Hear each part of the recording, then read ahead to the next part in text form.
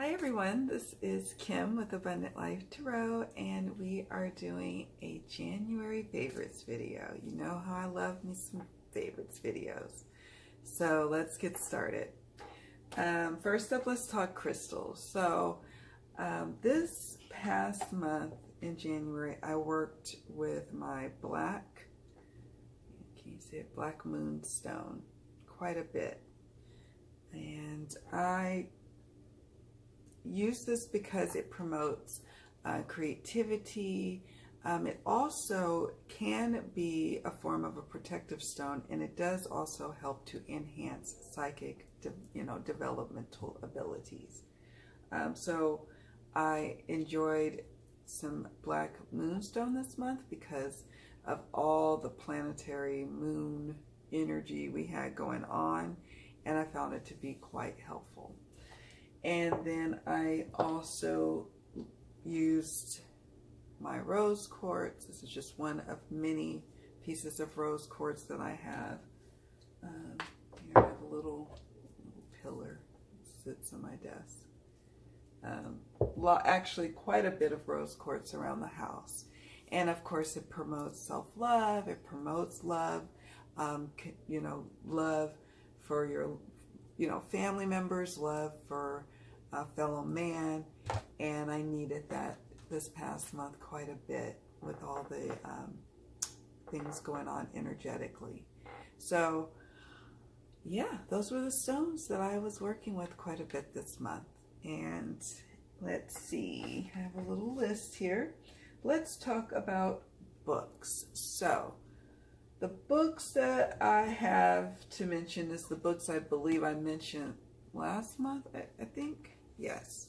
I am continuously working with the Moonology diary by Yasmin, Boland.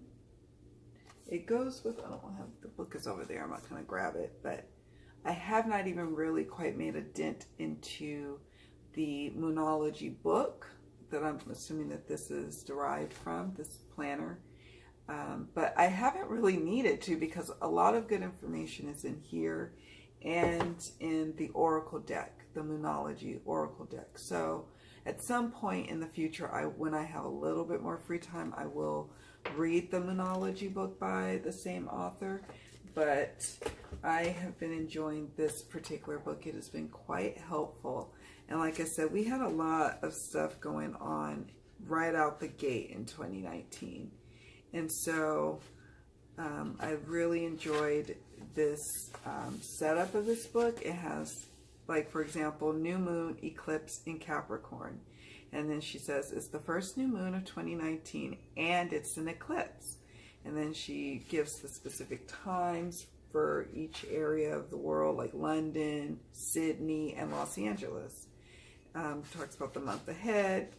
She has a little connect with Ganesh. Noon moon wishes and intentions, and I filled that out. And questions to ask at this new moon. And then it's an actual planner. But the planning that I put in here is not so much planning like what I put in my other planner, which is related to my life and my tarot business. But this is more about my well-being. This is like a well-being journal for myself. So that I do enjoy that. It's nice to have a special place for that. And it has each week has a note about what's going on energetically for that week.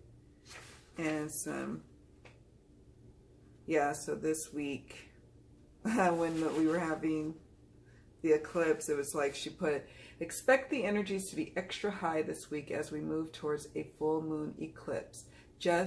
And she spells out the word breathe. And boy, did I need to do that. And then we go into full moon eclipse in Leo, a huge time of energy. She talks about the month ahead, releasing any anger, and this was huge for me. I talk about it in some videos in my Rebel Soul group of the Abundant Life Tarot membership that I have, about why I had to release some anger. I thought I was going, when I did this particular journal work for the full moon forgiveness list, I did this back, I believe, in late December, Well, I had to like rewrite it because there were some situations that came up that caused me to need to actually do it totally different for a person in my present day life. And so next up, we've got new moon in Aquarius, and that period is like February 4th. And it says the pressure is beginning to ease. And then she talks about that. And then now I've got to do my new moon wishes and intentions again. So I have been really enjoying it. It's not like a deep read, obviously. It's not even what the purpose of, you know, that really is about. But it's a book. It's what I'm working with. And then the other one that I'm working with is the moon sign book. I mentioned this one before too. Plan Your Life by the Cycles of the Moon. It's really an almanac, and I like it. I actually have always liked almanacs. Ever since I used to go to my grandma's house, and she would have an almanac, and I would read it like cover to cover, like a crazy person. I was also, though, the person who would read like the Encyclopedia Britannicas, like pieces of entertainment or something. Yeah, I was that kid. So let's see, moon herbs. It talks about the new moon and full moons at a glance for 2019. There's economic forecast, and I like this because I followed suit for my abundance readings for 2019. I did it by fiscal quarter, so January, February, March. That's one quarter. You know, April, May, June, and so that I like that they did it that way as well. Weather forecast. Oh, my dog wants us to take him on a walk. Surgical procedure. All these different times, good times of when to do something, like when's a good time to move to a new home and to paint and to pawn things. Interesting. The moon's rhythm, moon aspects, moon signs. So, interesting.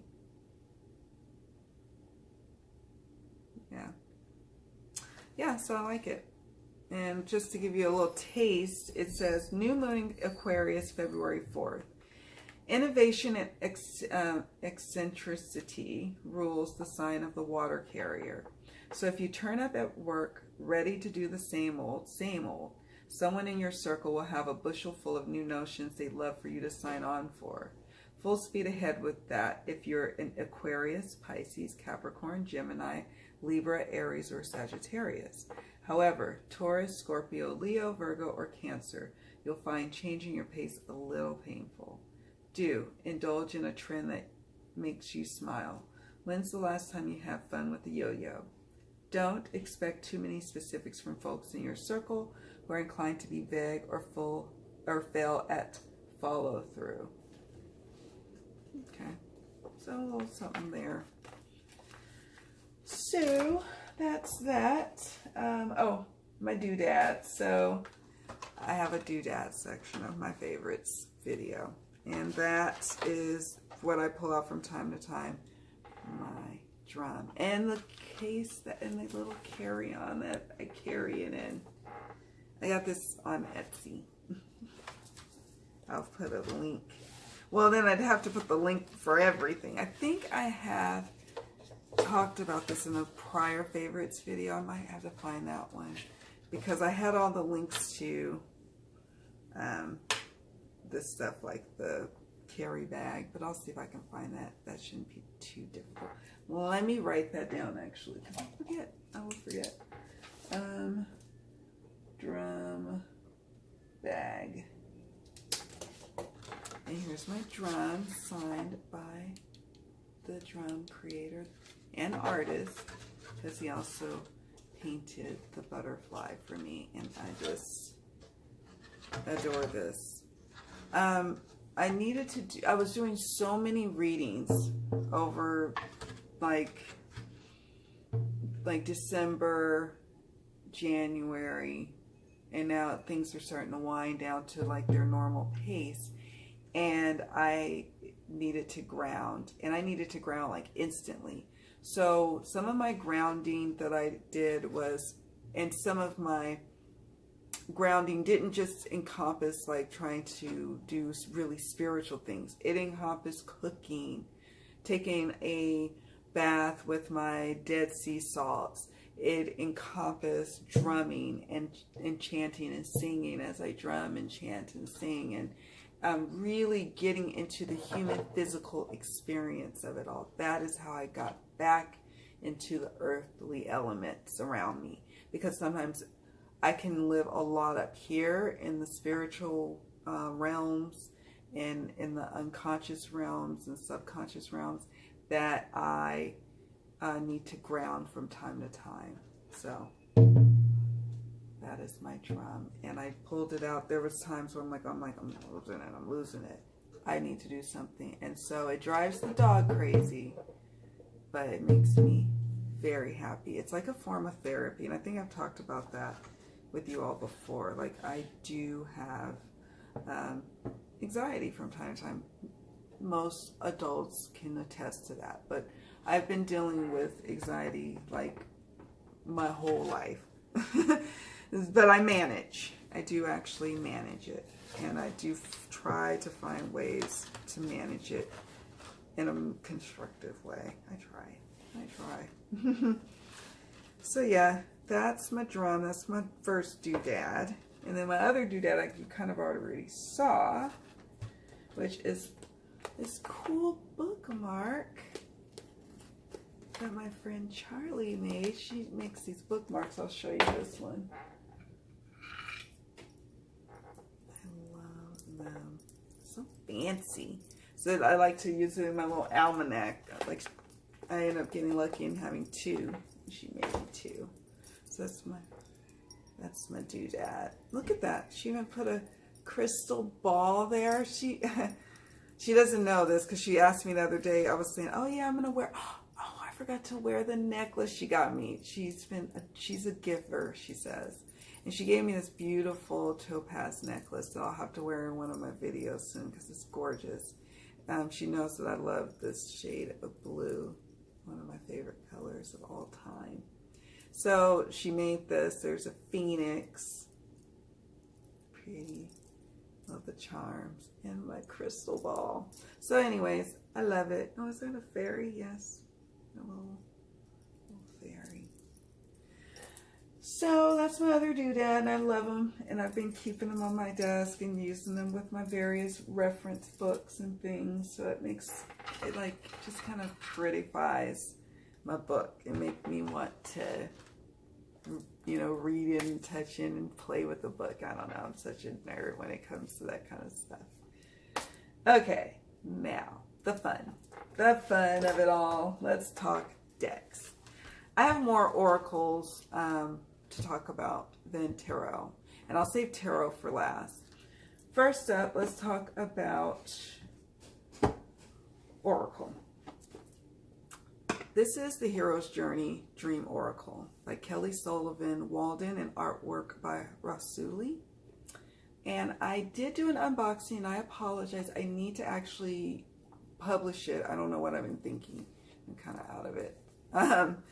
But I will publish it so that way we can go really in depth with it. I don't want to get too involved in this deck, but because you'll see it in the unboxing, but I'll just show a few cards. And I got it for Christmas. There's the guidebook. It is Blue Angel from my mom. She saw that it was on my Amazon wish list. Here's the backs. And she got it for me. And I'm happy because I don't think she realized what she got me. I don't think she realized she got me, oh, and a reading cloth for my table. But they were on my wish list, so she got them. But she didn't realize what she was getting. And then when I opened them up in front of her, I was like, oh my gosh, I'm so happy. And she was like, oh, they're cards. You're happy. I'm like, yeah, I'm totally happy about it. Thank you. And she's like, oh, okay, yay. And now I love them because, okay, she inadvertently got them for me, not realizing she got a deck. but it's from her. And this deck, I don't know, I really enjoy it. It says, you hold the key to an awakened life. This deck, by the way, I've used it primarily for readings for myself. I have not used this deck, I don't think, maybe once for a reading for someone else. But it's one of my decks that I use for my altars.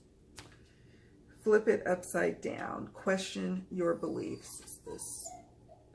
And I am doing a video. It'll probably be on my website first, but I'm doing a video on my top altar decks, the decks that I put or post on my altar. And these are decks I don't normally talk about because they're on my altar and I don't like even moving them. I don't even want to like disturb the ones that I'm not even using. I'm kind of weird in that way. It says, make the gray with flying colors. Remember, you signed up for this. So yeah, I'll just show a couple more. What would your higher self do? Your divinity in blue jeans. Well, some of the meanings are a little, but I still love it. I love the vibrant colors. Let me see if I can find one.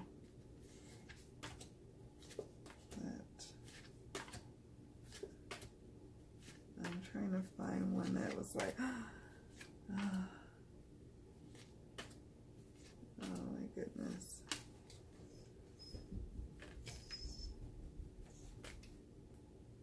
I know, Bishop, I know.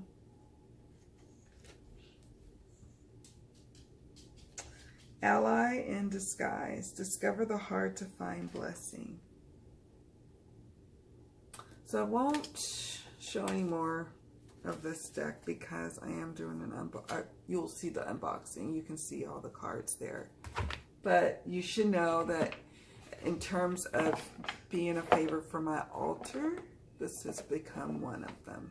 And it's probably partly because of sentimental value, but also because I really find this deck really beautiful. I love the meanings. The book meanings are great.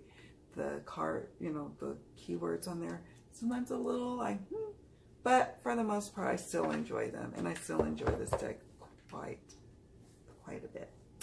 All right, next up, let's talk about Kyle Gray's Angels and Ancestors Oracle cards.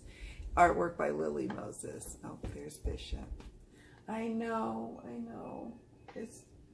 He constantly needs to play. Constantly.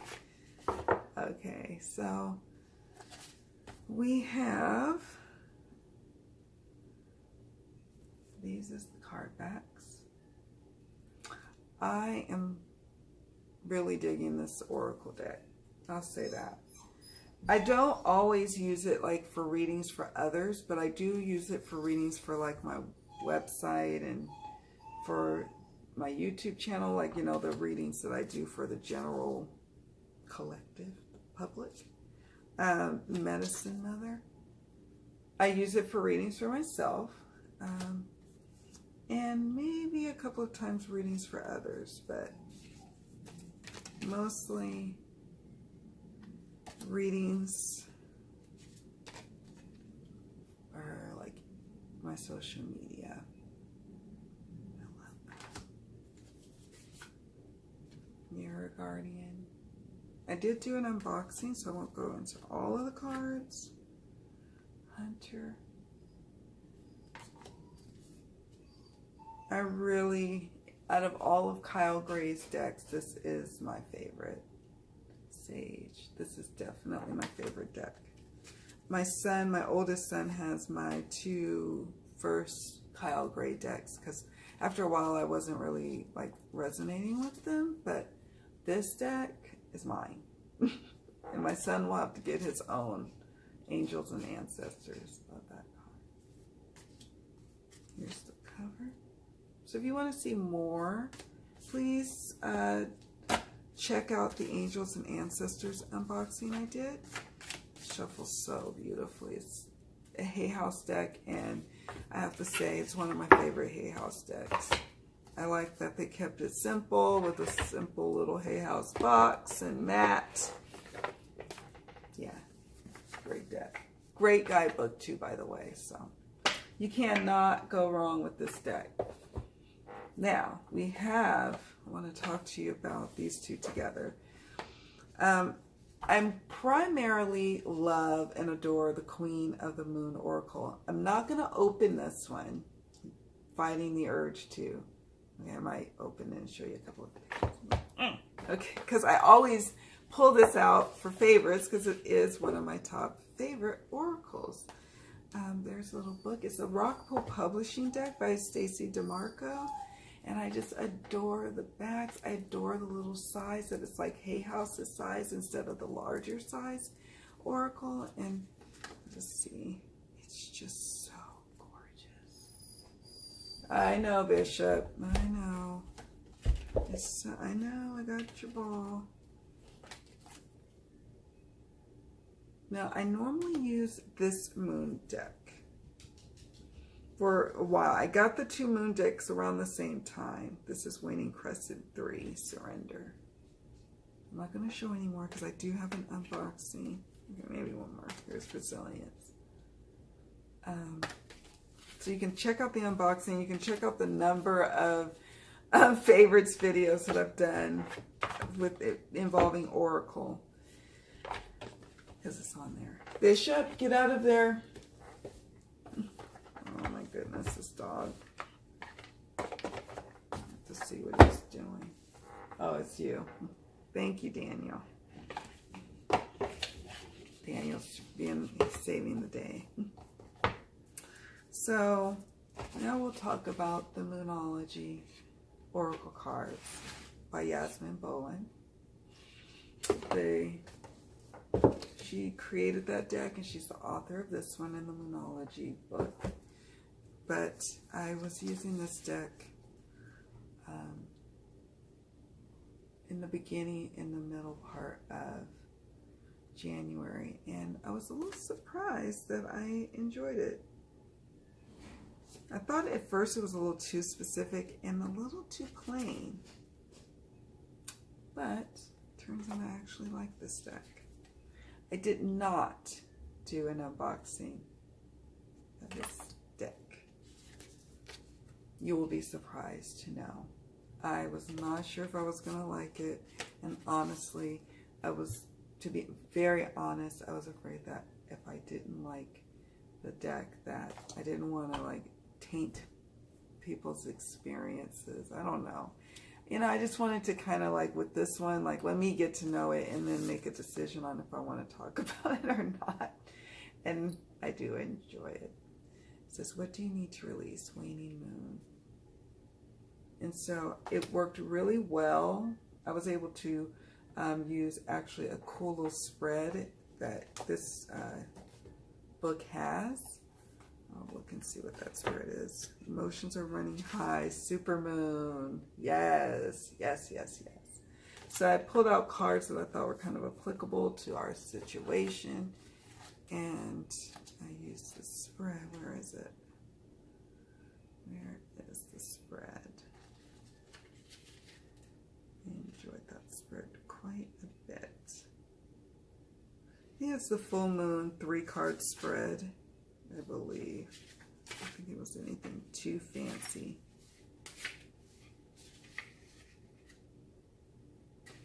Yeah, it was. It was the full moon 3-card spread. Okay. And so the card 1, what's failing away and what do I need to forgive? Card 2, what's the illuminated full moon showing me? And card 3, what comes next? So I used that spread and I enjoyed using this deck. It shuffles nicely and it's matte, so it's also Hay House. You can't go wrong with it. But yeah, at first I kind of was a little skeptical if I was going to really enjoy it. And now I'm enjoying it. And now, at some point in the future, I will be doing a deck in focus for this particular deck, but it will be after I've done some more work with the Moonology philosophy. Now, I think we've covered all of the Oracle. Let's talk about the Tarot. Let's talk about this one. Okay. the New Air Elements Tarot. I hadn't used this one a lot at all. Like, I've been using other decks. I have my workhorses, but I don't normally just run to this one because, you know, it's just not a deck that you can always run to, or at least I thought. I use this deck for various readings for myself and also for the Rebel Soul readings on at the Abundant Life Tarot premium membership. So that is what I was using this deck for. And let me tell you, this little deck right here, highly accurate readings. I enjoy it immensely. I just enjoy the images. The guidebook is a delight to read with and to gain information from. It is thought-based, so it is helpful to have the guidebook to reference if you're starting to get into the thought. And I really, really, really enjoy this deck so much. I'm going to post one of the little quick Rebel Soul videos that I did earlier this month about a prediction that I used with this deck. And I'm curious to see, for those who own this deck, what kind of moments have you had with it? I'm just curious because I've had some interesting moments with this particular deck. It doesn't hold back. It just tells it like it is, but it's also kind of gentle a little bit in its approach to delivering news. Well, maybe not with the 10 of air, though, with destruction. Oh, I'm looking at my son. He's in the backyard with the dog. Here's the Lovers. I love this deck. I said, okay, at first I was like, what deck am I going to use for my Rebel Soul readings? And then I got this one, and now I'm like hooked. Now it's like the deck for it. What is that? Wow.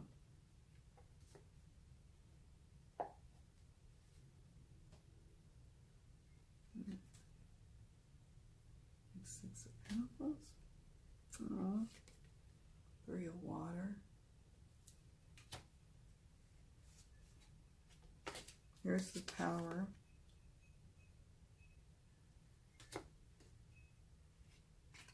And the Empress. And so because I did an unboxing of this deck, I'm pretty sure, either an unboxing or a deck in focus.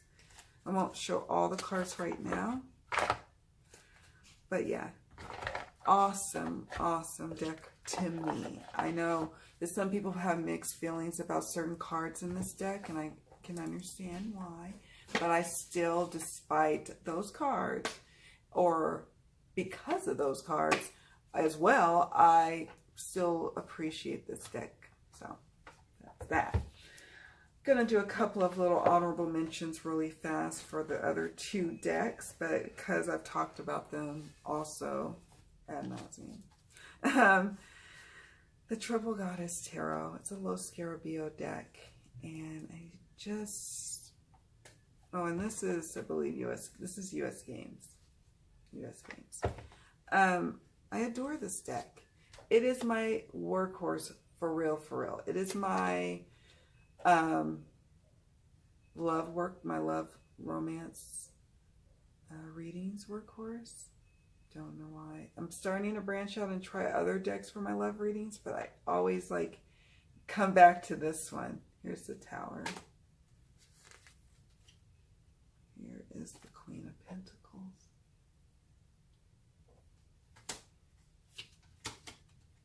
Here's the Knight of Wands. I don't know why. There's, you know, you have those decks in your collection where you don't quite know why, but you just enjoy it. You just hit it off, and now you just really can't imagine your tarot life without it. And that would be this particular deck. Don't know.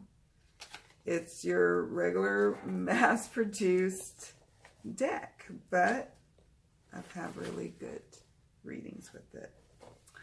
And then another beautiful little deck. Last but certainly not least, it is the Spirit Within Tarot.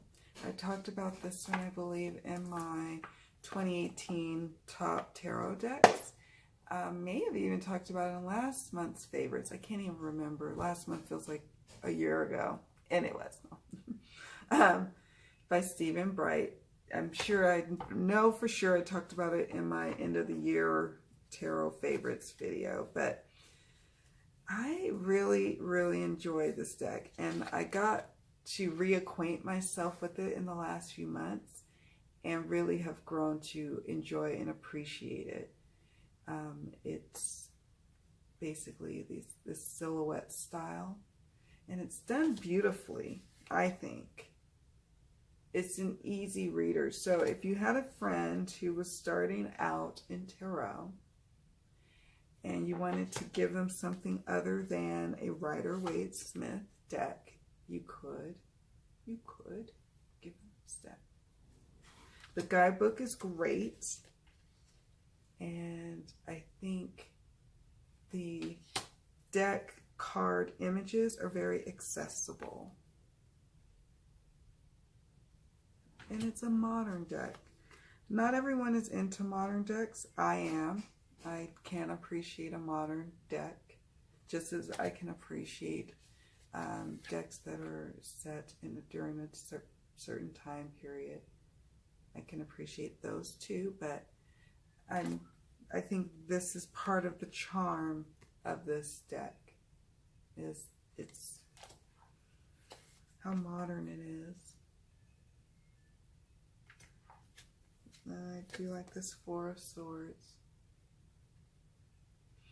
So yeah, this is a great little deck, and I've been using it quite a bit, so that's why I had to mention it yet again. I think it's important, like I've said in other videos, that if I'm, using the deck frequently, or it's really a favorite of mine, I should talk about it, because that's the information that people are looking for, right? You want to know, hey, is she still using that deck that she got so many months ago?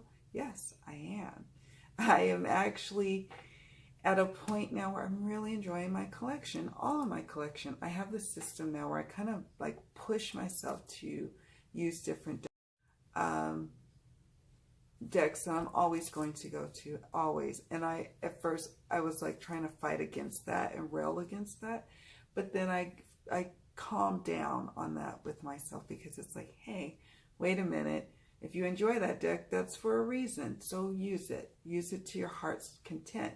But also know that if you start to get an urge to go shopping for a deck, that you do have some decks downstairs that are just dying to get to know you, or you do have some decks in your little medicine cabinet that is waiting for you to use and love and touch on.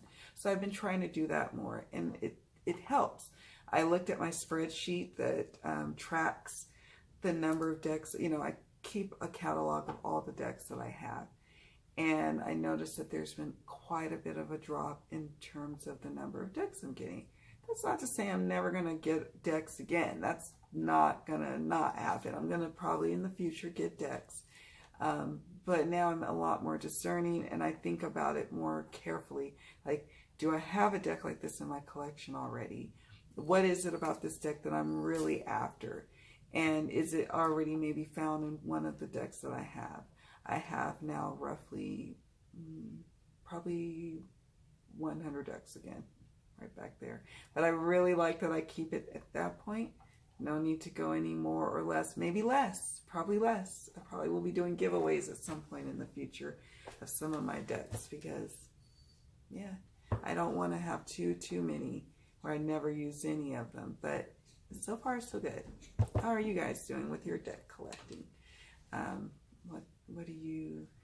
What have you been getting, lusting for, all of that stuff? It's okay, you can open the door. Let me know in the comments below, because yeah, I don't even know. I'm a little out of touch too of what decks. I know that there's like some decks that I just totally missed the mark on, what's the one, the little house one? It's not the little house, but it looks like a little cartoon character. I can't think of the name of it. Cute little thing. Something about a little house. I don't know. Anyways, I don't even know what I'm talking about as I ramble on and on. Let me just end the video right here, right now. Anyways, guys, thank you all so much for watching. Much love. Many, many blessings to you. See you in the next video. Bye.